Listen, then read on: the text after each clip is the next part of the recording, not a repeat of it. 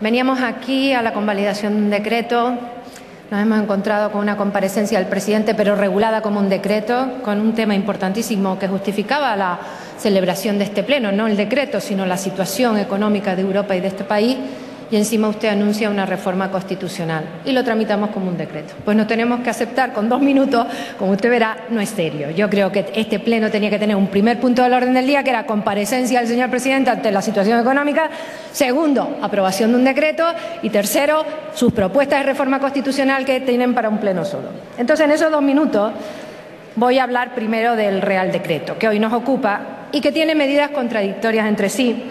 Y esto ocurre porque no se han molestado lo más mínimo en justificar la decisión más llamativa, la rebaja del IVA para la compraventa de viviendas, algo que nada contribuye a la consolidación fiscal ni a la reducción del déficit, sino todo lo contrario.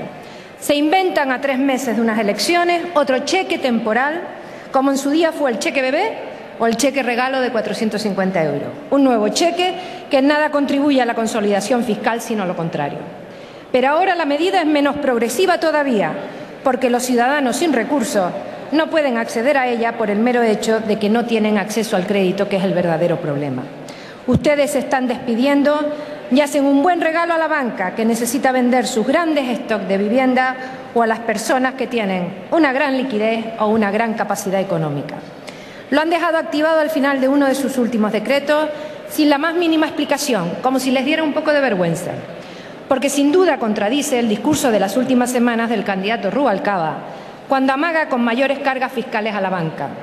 Y ustedes hacen todo lo contrario de lo que él predica, restándole credibilidad.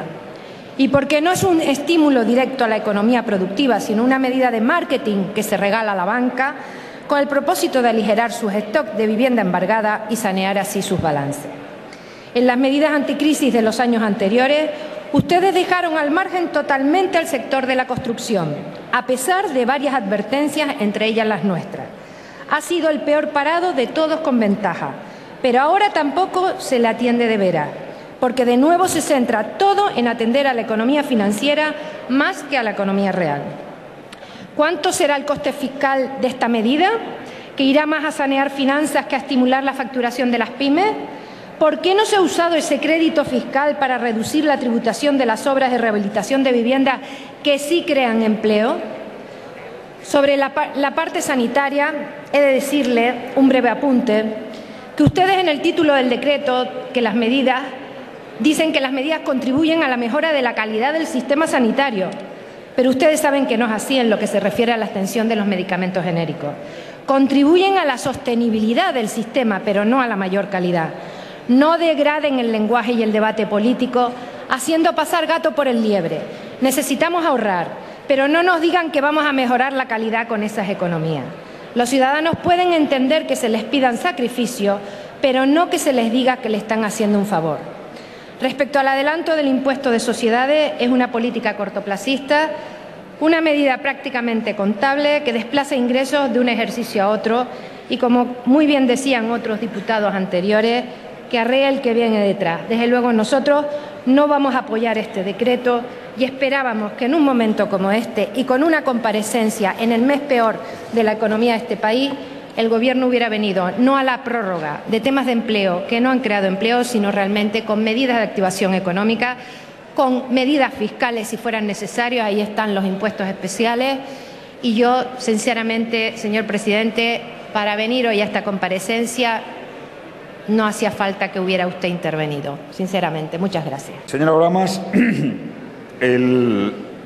la comparecencia de hoy tenía siempre alguna dificultad de encaje, ¿no? Es verdad que el decreto ley tenía la importancia suficiente, igual que la petición de solicitud al presidente del Gobierno por la situación financiera y la inestabilidad de la primera parte del mes de agosto, como para poder hacerlo todo en un acto que nos pareció desde el Gobierno que podía ser útil, razonable para la eficacia y la eficiencia. Y, por supuesto, también incorporando lo que ha sido la última propuesta que he hecho en esta Cámara. Mire, no hay medidas contradictorias. He explicado muy bien que la rebaja del IVA es excepcional, coyuntural. Trata de dar un estímulo, un shock para la caída tan pronunciada de la compraventa de viviendas, pero no modificamos nuestra política en relación con la desgravación, que la he vuelto a subrayar, nuestra política en favor del alquiler, que ha sido constante, nuestra política en favor de la rehabilitación, que se ha materializado en diversos estímulos fiscales. Debo decirle exactamente igual sobre el impuesto de sociedades y, desde luego, compartir con usted que todo lo que sea el máximo diálogo posible, la máxima comunicación entre los grupos, y en este caso entre el Gobierno y su grupo, irá en beneficio de las medidas y de la consideración hacia las medidas que se puedan tomar por parte de cada uno de los portavoces. Señor Salvador, bueno. Muchas gracias, señora Oramas. Don Carlos Salvador tiene la palabra.